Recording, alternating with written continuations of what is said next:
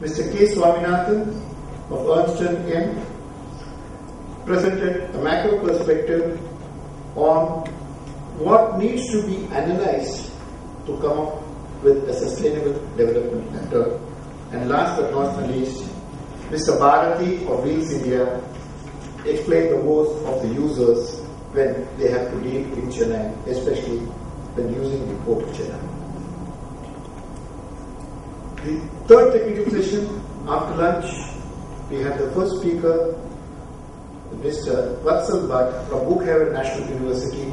He had brought out 5 city case studies of the USA and drawn the best practices from these 5 cities and explained to them briefly to the audience and say a similar approach needs to be made in our planning process.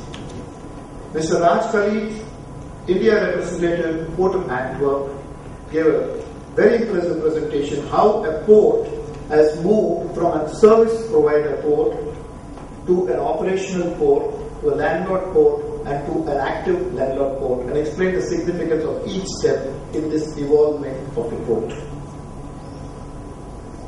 Mr. Varadarajan, expert on traffic and transport from Balaji Road Systems, threw up the various parameters that is required in the planning process and how the city planners need to work in tandem with all users to come up with practical solutions. The last session was first chaired by Ms. M. Geeta, Senior Planner, Traffic Transportation Unit, CMDA, and she gave a lucid presentation supported by pictorial representation on what will happen to Chennai in the years to come, what is the planning process, what are the dedicated freight corridors envisaged, and how this should go about to alleviate the current condition being faced. Mr. I.G. Reddy, Chief General Manager, National Highways Authority of India, explained the various projects that are taken up by NHAI nationally, in the state, and particularly in the city of Tamil Nadu, especially the MREP project and the elevated corridor between Madurai and the Chennai Port Trust. Mr. Sai Prasad, Tamil Nadu Pollution Control Board, talked about environment pollution and said, though we do talk about carbon dioxide pollution, the mismanagement of solid waste garbage leads to the evolvement of methane, which is a far greater threat than the carbon dioxide threat that we have been addressing. Finally, we had a scintillating presentation by Professor Dr. Tamilarasan of Indian Institute of Technology, and the keynote of his speech was that NCCI needs to set up a chair in transport engineering so that the industry could carry out productive research for a sustainable Chennai. Thank you, sir.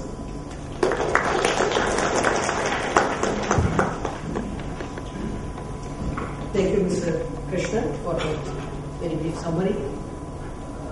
We will now listen to Mr. Gopal Srinivasan. Gopal Srinivasan doesn't require any introduction. He is the CMD of TVS Capitals and also a member of the Executive Committee of City Connect. And TVS as a group is synonym with the industrial and transport development of Tamil Nadu. I now invite Mr. Gopal Srinivasan to say a few words.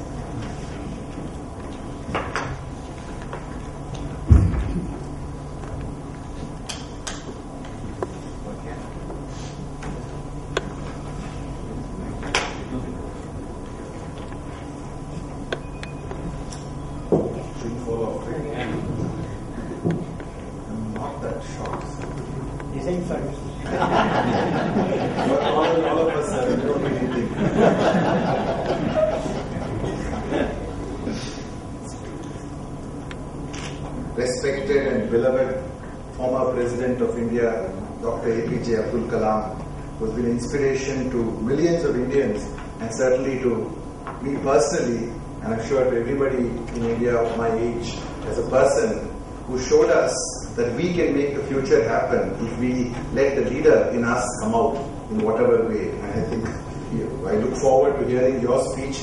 Everybody else does, so I'm going to be as brief as possible. I came to speak here with the realization that in Dr. Kalam, we actually have a very, very interesting context with this specific subject. The greater context of India, of course, is vast. But he's a person who has shown us something very unique, which I think Chennai needs to discover if Chennai is going to be a place that realizes its full potential. Dr. Kalam has inspired me in one specific way. I always believe that in India, the key problem is that we are so entrapped in the past, and that's preventing the vital future from coming out. Dr. Kalam has shown us that a person with enormous amount of character and excellence like himself can, from unknown and humble origins, actually reach the highest position in the country by sheer merit, by sheer dint of hard work. I believe this person, who I call the unknown Indian, I will actually think India has failed. If I see a person I never knew who has come by sheer merit to that position and say, wow, it's fantastic, 1 billion Indians have been empowered to succeed. I know, sir, that many of your speeches are about empowering those billions of Indians, and I think it's wonderful that India has an asset like you. I am thankful for that. I wanted to speak very, very simply about one simple subject, which is Chennai City Connect. Can you switch that on, please? Thank you. So, Chennai City Connect was an idea that emerged in 2007, and at a time when I was involved in helping a document being put together called Vision 2025 for Chennai. And Dr. Kalam may not remember, but I had the privilege of interviewing him for about 1.5 hours at his residence in Delhi to get his inputs, and his video was actually part of that process. At that point in time, one thing we sensed was a huge amount of anger of people about Chennai. This doesn't work, traffic is bad, and I too participated in that, what I call cocktail party anger conversation about everything that's wrong, and of course all of us have great solutions to offer. Need more signals, connect them by computer, make this wider, make this smaller. But at some point in time, somebody inspired all of us, and one of my mentors, Dr. C.K. Prahlad, was an individual, to say, why don't you turn your anger into positive outcomes? Does it really have to remain as anger? With that view, Chennai City Connect was formed by a group of about 10, 12 of us who were having the same feeling. And the idea was whether we could help the leaders of government actually make Chennai better in a very quiet way from behind the scenes. In a small way, over 5 years, they had some success. We really find that the government is very cooperative, the bureaucrats mean well, they have to work within their system. So that is a quick formation of City Connect. We had some small successes, like working with the famous Pallikarnai Marsh, where now it has become a reserve forest area. I'm sure it might have been spoken about earlier. We worked with Chennai Metro in terms of taking the Chennai Metro leadership to Guangdong and seeing what the Chinese have done in preparation for the Asian Games in Guangdong. So we had a lot of receptiveness from the wonderful folks in Chennai administration, including the current mayor, who I must add is a very proactive man who really wants to see the city change. And he's a very fine leader. 1.2 million people voted for him actually. I sometimes think we forget the fact that 1.2 million people voted for practically nobody else in Chennai, except for the one individual. And I'm not sure how that person can make a difference given the framework, and I want to talk briefly about that. So quickly, a little bit about Chennai. As you know, it's got a GDP of something like Costa Rica or Yemen. I know these are not famous countries, but just think about the fact that a city of this size is actually got the population of Sweden or Switzerland, a GDP of a country, of a very, very large country, right? So one of the going in positions all of us think about is, do we really think about Chennai the way the president of Costa Rica or the president of Yemen think about their countries? Or is it relegated to some level in the overall administrative process and doesn't get the primacy of interest as a country should really get? Of course, we all know that Chennai has got a metropolitan area which is actually expanded, by the way, from 400 square kilometers 1 year ago. The previous government expanded to 1,200 square kilometers. Think about the fact 176 square kilometers was the size of Chennai for a population of this size.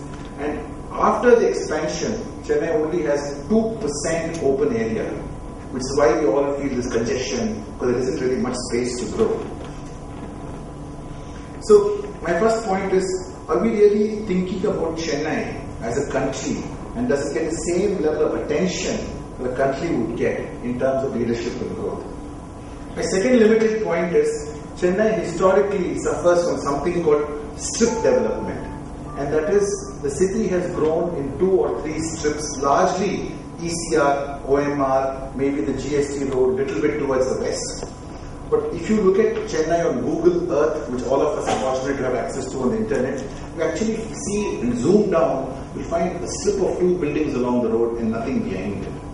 And on those roads are horrendously congested. So this idea is called strip development, and that's what it looks like when you zoom in on Google Earth. You actually see, a lot of congestion and then a lot of open space behind you. This is a historical issue, it's not necessarily a planned issue. So this actually creates hotspots of congestion. So if you were a scientist and you put a sort of color-coded map of this, you would see 3-4 red lines in Chennai, some blue and lots of green. And that's where the congestion gets all tracked into the grid. When we saw this at that point in time in City Connect, we actually said, wow, maybe what we should really think about is the simple idea, Tamil word of marappu, to forget. We said the Chennai that we know is not the Chennai that should grow. Forget Chennai, and we sort of made it with short form, call it MAP. Mamalapuram, Arakonam, Pulikat, maybe the ancient Pallava Chennai in some sense. If Chennai was a 3,500 square kilometer urban region, wouldn't that be a great way where we could grid it, plan green areas and plan cities, and actually give incentives for people to go live, including subsidies and or rather transferring the tax through form of subsidies for people to grow. So we actually have spent in City Connect a lot of the last 5 years around this simple idea of Chennai as an urban region. It's a size of, again, the economy of a Costa Rica or a Yemen. It's a size of several countries. It needs to be thought of and managed. It's actually even more complex perhaps in some of those countries, just in terms of sheer economics. Today the statistics must have poured into the room. 60% of automotive exports go from Chennai, 10% of port traffic goes from Chennai, etc., etc., etc. But just think about the fact that it was 176 square kilometers till some time ago.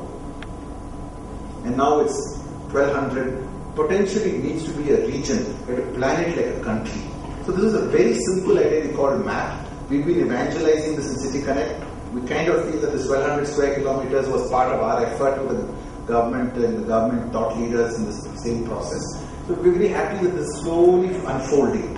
And this will actually let this new Chennai emerge of kind of a larger region, hopefully with at least the same 14% green area that Bangalore has, if not 16% what UN standards mandate. But both of them are 7 to 8 times today. So life is going to be great when something like this happens. So this is a simple idea that we have. And all I want to say in conclusion is, for this idea to come back, I just have one very simple question. If you look at the mayor of Chennai, this individual with 1.2 million votes, and the current administration is very enlightening. One of the first things the chief minister did when she got to power is she restored the directly elected mayor of Chennai. This individual is directly elected by 1.2 million people. But if you look at the person's actual power, very little actually reports to him. Right? Actually very, very little. The MRTS partially, the corporation schools maybe, a little bit of health and revenue, but nothing to do with traffic, nothing to do with transportation, nothing to do with the Metropolitan Authority. The lady who came and spoke on traffic planning doesn't talk to his people, or not talks about what to his people. You go to all the enlightening folks at CMD, they tell you, sir, this is the issue. How do we get this going? In fact, our best friends are in CMD in the corporation. They're aware of it, but they're all part of that system. They're not created in the system. So the question I want to ask is, how can this person who really empowered by the 74th Amendment, which basically said in 1992 we must transfer at least 18 functions to the city, which actually the then Prime Minister Rajiv Gandhi with great effort got passed. It actually opposed very heavily this whole amendment of giving power away. But it was passed. How could we actually get the mayor to act as the equivalent of, shall I say, the Prime Minister of Costa Rica or the President of Yemen? Is it at all possible? If you go through many other countries, for example, if you go to South Africa, where they're facing the same challenges, An entire district has been given under the power of the mayor. Whole province has been, the mayor has been made equivalent of a chief minister. But today, I would love to hear Dr. Kalam's enlightened views on this subject. Not only does the mayor not have any of these positions reporting to him, critically, he is a CEO who can't appoint his own CEO. The commissioner of the corporation is appointed by the state government. The people who work with the commissioner are appointed by the state government. It's an order of the state government. The city council, the elected representatives of all of us, actually don't have a say in appointing or firing the commissioner. I still remember, as part of City Connect report, these two very bright women who were the commissioners of traffic and the commissioners of urban planning of the city of New York. We took them to the mayor, and then the question he asked was, he asked him, he said, so madam, unki yaar vela kartanga? So she turned around and said, sir, mayor. She said, mayor can appoint a commissioner? He said, no sir, mayor can also fire the commissioner. And then he very jokingly said, maybe one day I'll be mayor in America.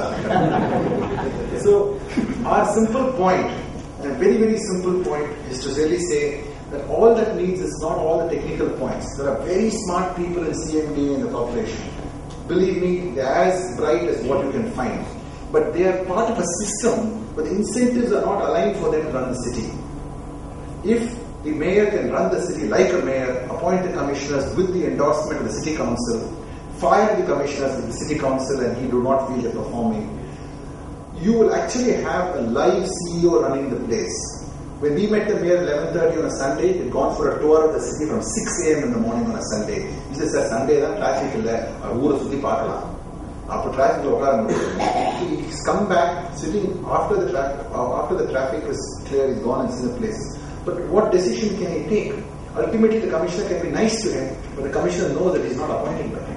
The commissioner knows he doesn't write his confidential report. The commissioner knows he can't fire him. Now, if Mr. Shriram was a very wonderful manager running a large part of the Shriram Group, was given the same authority by his board and said, guess what? You're completely accountable. We voted for you, but you can't appoint anybody. He'd say, thank you very much. I'll be full-time in MCCA from now on. So, sir, I know this, I'm trying to be a bit light, but let's make the fundamental point that this spirit of Article 74 of empowering our mayors may be just the one thing we need to do. And let these smart mayors with 1.2 million Chennaites supporting them go and actually say, I'll figure out how it happens. Let's trust the guy. Let's trust the people we elect. We have to trust them. We elected them. We don't have a choice actually. So it's not a choice once you elected them.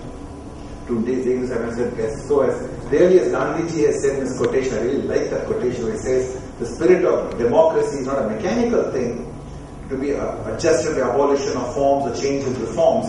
It requires a change of heart. And the change of heart we need is to trust the people we elect into positions of power and let them do the job. And if we don't like them, throw them out the next election. Thank you very much.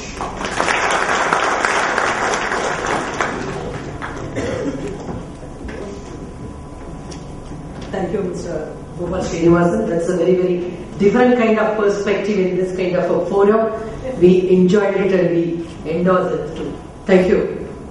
It's indeed a very momentous and joyous day for the Madras Chamber, which launched the Sustainable Chennai Forum last year and did a lot of activities and worked with a lot of like-minded organizations like City Connect. And today we are here on a very great occasion where we have the former President of India as the chief guest, the esteemed and as he said, lovable Dr. APJ Abdul Kalam, who has excelled in all his avatars as a teacher, as a scientist, as the President of India, and more than anything, as a fine human being. And that is what probably has won many of our hearts, and many of us consider him as our role model. And as Mr. Shivaraman said in his welcome remarks, the Sustainable Chennai Forum itself is a thought born out of his inspiration. So it's a great day for us to have him here for the Sustainable Chennai Forum event of the Madras Chamber.